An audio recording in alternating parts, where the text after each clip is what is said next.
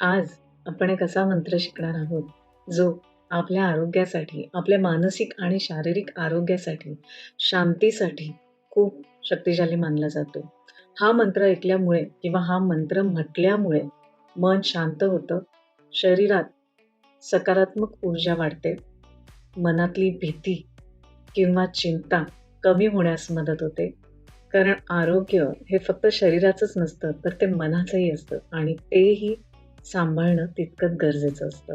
तर तो मंत्र असा आहे, ओम नमो भगवते वासुदेवाय, धन्वंतरये अमृतकलशहस्ताय, सर्वामय विनाशनाय, त्रैलोक्यनाथाय श्री महाविष्णवे नमः. तर हा मंत्र आहे भगवान धन्वंतरी यांचा, ज्यांना आयुर्वेदाचा देव मानला जातो.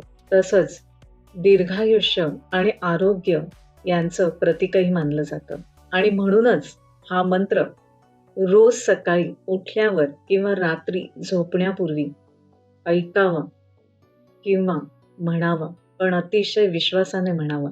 कारण आरोग्य हीच खरी संपत्ती आहे.